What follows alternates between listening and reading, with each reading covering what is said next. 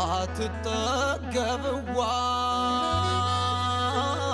ሀገር እንደነሽ በመወድሽ ሀገር እንደነሽ ሀገርዋ ታሪክ ጀግንነቱ በትደግነቱን አሟልቶ ሰጥቶሽ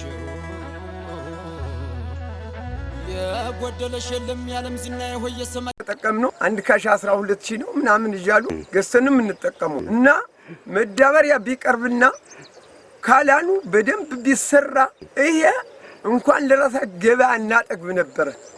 እኔ አሁን እርዳታ የሚባል ነገር አልፈልግም። አሁን እርዳታ ቢመጣ ኮታ አልቀበልም። እኔ ራሴ አለኝ። ምንድነው እርዳታ የምንፈልገው? ቦይ ብቻ ነው የምንፈልገው። ቦይና ወርፍ ሸርሽሯል ጋቢኖ ትንሽ እኔ ራሴ 15 ኩን 10 ካሻ ነው ሲሆን የነበር በፊት መዳበሪያ አግብቼ ግብርና ባለሙያ ስላስተማረኝ በይነው ስላሳየ በይስጠገም ግን 15 ኩንታል ይጃገኝ ነው 50 ሸም ገለባ ቶቼ ተርፎ በቃ ዝም ብሎ ለወገን ሁላ እየሰጠው ነው። 3 ጊዜ ነበረ 2 ጊዜ እያመረትን ነው። አሁን ግን ካላኑ ከተሰራ ግን 3 ጊዜ በደንብ እናመርታለን። ስሜ አቶ ጣፈጠ መለሰ ይባላል። ዋናው አይታችኋል 92 ነው ክላስተር የተጠቀምነው ሰዎች በፊት አንደኛ ፍቅራችን ይሁላ ገበሬ አሁን ሌሊትም ቀንም ነው የምናጠጣው ውሃው አንድ ጠብ የለም ፍቅር አለ። በፊት ግን እንዳላችሁት ግብርና በጣም እየተከታተላል ቆያ ፍቅር የለም። አንዱ ሽምብራ ይዘራል፣ አንዱ ማሽላ ይዘራል። በቃ 5 ካሻ 6 ካሻ ያው መልሰን እርዳታ ነው ስንፈልግ። ድሮ እኮ አብዛኛው 5 ካሻ 6 ካሻ ነው ሲሆን የቆየ። ከሁለቱ እንግዲህ እኔ ከሁለቱ 30 ኩንታል አገኛለሁ ብዬ ግምታለሁ። ያግዝ ምን ፈልገው አንደኛ ይሄ ቦይ በቃ ይቺ ካላን ዋለን መዳበሪያዋን በወቅቱ ማቅረብ እኛ በነፃ አንልም። በግዢ ግን መዳበሪያቱን በወቅቷ አገኘነ። አሁን ለቀጣይ በጣም ተጨንቅ ያለው እንደራሴ ሀላ ይሄ ጉድጉዳ ነው እንግዲህ እዚያ ብታዩ በዚያ አርጌ ነው እዚያ መወስደው ቢያንስ ከውሃው እርሻ ያስተሚገባ 2 ሰዓት ይሆናል። ዋናው ግን ምንድነው አሁን እናንተ ቦይና እችን መዳበሪያ ግን ብታግዙኝ። አሽንዳለው ይባላልው የ03 ቀበሌ ግብርና ማጣቢያ ኃላፊ ነኝ። የጤፉን ክላስተር በተመለከተ ከአምና የነበረው 22.25 ነበር። የዘንድሮ በ2017 18 የምርት ዘመናችን 55 ሄክታር ነው። የዚህም ተጠቃሚ አጠቃላይ ወደ 96 አርሶ አደር አለን ማለት ነው። በዚህ መሰረት የግብአት አጠቃቀማችን ያው እንግዲህ ከአርሶ አደሩ ከራሱ እንትን ስለሚወስዱ ካምናው ዋጋው በመጨመሩ ነው እንጂ በወቅቱን ጠብቆ ነው የቀረው። አሁንም ቢሆን የግብአት አቅርቦት ከዞን አለን። ምክንያቱም ግብአት ያው የዋጋ ልዩነት ስላለ የዋጋ ልዩነቷን ብቻ ነው ያነጻጸሯል። ከውጤታማነት አንፃር አንደኛ ይሄ ደስ የሚለው ደጋፊ መስኖ ተጠቃሚ ነው። የደጋፊ መስኖ ስላለበት ከክረምቱ የቀረውን አሁን ውሃ ያጠጡና በእርግጠኝነት አምና የነበረው አምና በአቨሬጅ 11.5 ኩንታል ነው ያገኙት። ዘንድሮ ደግሞ 15 ኩንታል እናገኛለን ብለን እናቀነ ደግሞ እናገኛለን። ያው ደጋፊ መስኖ ውሃ እየጠጣ ስለሆነ በሄክታር 15 ኩንታል እናገኛለን እኛ እንደራሳችን ማለት ነው። እና በዛ ልክ ነው አምና አቨሬጅ የነበረው 11.5 ኩንታል ነው የነበረው እና ከዚህ በመነሳት 15 ኩንታል እናገኛለን ነው። ለዚህም የመስኖ ደጋፊ መስኖ ስላለ በትኩረት አድርገን እንሰራለን እየሰራንም ስለሆነ እናገኛለን ብለን ያቀርኛ አርሶ አደራችን የሚያነሳቸው የማዳበሪያ ዋጋ ጭማሪ አለ። ይሄን ግን ከሌላው ወረዳ በተሻለ ባምናው ነው ያሰራጨነው። ምክንያቱም ለአንድ ሁለተኛ አንድ ሶስተኛ ተካፈል ሌላ ወረዳ ላይ የተደረገ እንደኛ ግን ባምናው ነው የሰጠነው። ለቀጣይ ደግሞ ያለውን ሁኔታ ማዳበሪያ በምን መልኩ ነው የሚገባው የሚለውን ማዳበሪያ መካዘናችን ላይ ያለው ዩሪያ ነው እንጂ ሌላ ኢንፌስ መካዘናችን ላይ ያለ አርሶ አደሩ የሚያነሳቸውን የዋጋ ጭማሪዎችን እንደ አገር አቀፍ ከዶላር ጭማሪ ጋር በተያያዘነውና ጭማሪ ያደረገው ይህን እንደ ሀገር የሚፈታ ይሆናል። ከዚህ በመቀጠል የካናል ጥያቄ የተነሳው እንደ ከተማ አስተዳደር ጋቢዮንም ተነስቶ ነበር። ጋቢዮን በተወሰነ መልኩ ማገዝ ጀምረናል። ጅምር ነው ግዘናል የሚልም ያን ያህል ጀምረናል። ለቀጣይ ግን አስፋፍተን ቆላና መስኖን እየጻፍን ነው እኛ ደብዳቤ እንደ ከተማ።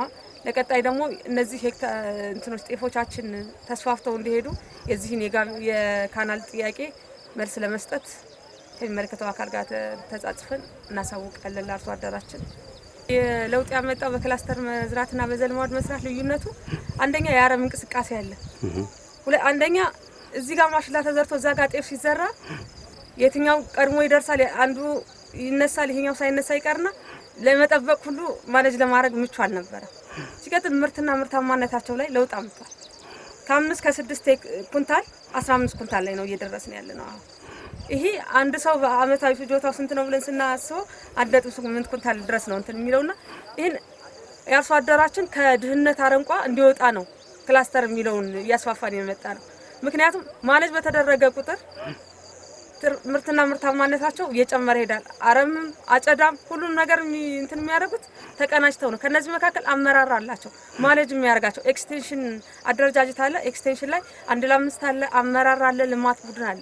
እነዚህ አደረጃጀቶች አመራሩ በሚያዛቸው መሰረት ተከትለው ነው ማኔጅ እያደረጉ ያሉትና ለውጥ እያገኙ ነው። ሱንዲ ነው ባለው የብሔረሰብ አስተዳደሩ ግብርና መምሪያ ኃላፊ ነኝ። እንግዲህ አሁን ያለነው ሰቆጣ ከተማ አስተዳደር 03 ቀበሌ ላይ ነው። በክላስተር ኮሞዲቲ የለማ የጤፍ ማሳ ላይ ነው የምናየው። ይሄ የጤፍ ማሳ ወደ 55 ሄክታር ነው እየታዘበ ያለነው። በጣም ጥሩ ነው። እንደምታዩት ቆመ ነው። በሙሉ ፓኬጅ የተጠቀመ ነው። ሁለት አይነት ዝርያዎች እዚህ ላይ ይታያሉ ማለት ነው። አንደኛው ቆራ የሚባል የጤፍ ዝርያ እንዳለና ሁለተኛው ደግሞ ቁንጮ ነው። ስለዚህ አርሶ አደሮቹ የምርጥ ዘር እየተጠቀሙ ነው ማለት ነው። እንደ ብሔረሰብ አስተዳደራችን እንግዲህ 120638 ሄክታር መሬት ነው የሚታረሰው በዘር የሚሸፈነው በዚህ ምርት ዘመን በ17-18 የምርት ዘመን ማለት ነው። በዚህም 1.5 ሚሊዮን ኩንታል ምርት ይጠበቃል ማለት ነው። ምርታማነቱንም ከነበረበት 7 ኩንታል ወደ 13 ኩንታል በአማካይ ለማድረስ ነው ታቅዶ እየተሰራ ያለው።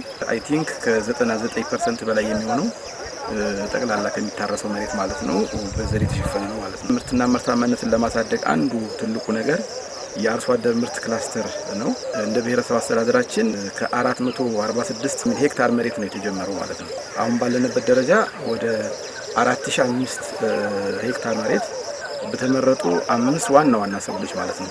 ደጋማ ወረዳዎቹ በጤፍ በስንዴና በማሽላ፣ በቆላማ ወረዳዎች ደግሞ በእንቁዳጉሳ በማሾና በማሽላ ማለት ነው። በእነዚህ በተመረጡ 5 ሰብሎች ወደ 4005 ሄክታር መሬት ነው እየለማ ያለው ማለት ነውና እንግዲህ ይሄን ለማድረግ ያው አንደኛው ምርት ማሳደጊያው ምርጥ ዘር ነው። እንደ ብሔረሰብ አስተዳደራችን ከ7000 ኩንታል በላይ የተለያዩ ምርጥ ዘሮችን ለአርሶ አደሮች ማድረስ ይችላል። ሁለተኛው የምርት ማሳደጊያ ዘዴ የአፈር ማዳበሪያ ነው። የአፈር ማዳበሪያው እንግዲህ ወደ 50904 ኩንታል ማዳበሪያ እጃችን ጋር ነው ያለው። በዚህ አመት እስካሁን የተጠቀምነው ወደ 23000 ኩንታል በላይ ነው ጥቅም ላይ ያዋል ነው። ያ ማለት 21000 ምናምን ኩንታል የሚሆን ገና ያልተሰራጨ በእጃችን በዞኑ ላይ ይገኛል ማለት ነው። ማዳበሪያ እጥረት እንዳለ ሲያነሱ ነበረ። የማዳበሪያ እጥረት የለም። ከዋጋው ጋር ተያይዞ የሚነሳ ነገሮች አሉ። ኦፍ ኮርስ ትክክል ነው። እንግዲህ ይሄን ለማድረግ መንግስት የወሰዳቸው እርምጃዎች አሉ። እነሱን 3 እርምጃዎች ተከትለናል። አንደኛው ቀጥታ የሚገዛበትን መንገድ ነው ህግ ያሻሻለው። በሁለተኛ ደረጃ ድጎማ አድርጓል። ለአንድ ኩንታል 3700 ብር በኩንታል ድጎማ አድርጎ ነው አሁን ካለበት የደረሰው ማለት ነው። በሶስተኛ ደረጃ ደግሞ አዞናል ሌብል ደግሞ ሎካል የሆነ መፍትሄ ያስቀመጥ ነው። የከረመው ማዳበሪያ ያሁን አማካይ ዋጋ በተወሰነ ደረጃ ለማውጣት ነው ያደረግነው። እንደ ሰቆጣ ከተማና ዝቋላ አካባቢ ላይ ደግሞ በተወሰነ መንገድ ትንሽ አርሶ አደሮቹ ተደራሽ እንዲሆን ከሚል ደግሞ በከረመው ማዳበሪያ ሙሉ ለሙሉ እንዲገዙ ያደረግንበት ነው ያለው ማለት። ስለዚህ አርሶ አደሮቹ ያነሱት የማዳበሪያ እጥረት ኔክስት እጃችን ጋር አለ ማለት ነው። እንግዲህ ሰቆጣ ከተማ ለመኖሩ እርግጠኛ አይደለም። በዞናችን ደረጃ ግን 21000 ኩንታል በላይ አለ። ስለዚህ እሱ ጥረቱ አይገጥመንም የሚለው ነገር እንዲያዝ ነው። ከዚህ አሁን የምናየው ጥሩ ነገር የታዘብነው ይሄ ጤፍ በሰፕሊመንታሪ ኢሪጌሽን በደጋፊ መስኖ ሰፖርት ይደገፋል። ይሄ በጣም ጥሩ ነው። አንደኛ ፍሬ እንዲያፈራ ያደርገዋል ማለት ነውና ይሄ በጣም መልካም ነገር ነው። በሁለተኛ ደረጃ የካናል የተነሳው ነገር አለ። እሱ እንግዲህ እኛም ጋር ቆላና መስኖ አካባቢ መምሪያ ራሱን ይቻለ ነው። ለወደፊት እሱ ጋር መነጋገር ይኖራል ማለት ነው። እንደዚህ ግንባታዎች ግብርና ፓርቱ የአግሮኖሚክ ፓርቱን ነው ተረክበን እንሰራው። ለወደፊት እነሱ ጋር እየተነጋገርን የምናየው ነገር ይኖራል። እንግዲህ ከተማው የተወሰነ ነገር ወስዶ ምን ነጋገር ቢሆን እንደተባለው ግን ብዙ የሆነ ኮማንድ ኤሪያ ስለሆነ ያለው ይሄ ዘመናዊ ካናል ቢሰራለት በአመት 2-3 ጊዜ በላይ ሊያመርቱ እንደሚችሉ የሚያሳይ ስለሆነ ግን ጥያቄው አስፈላጊ ነው።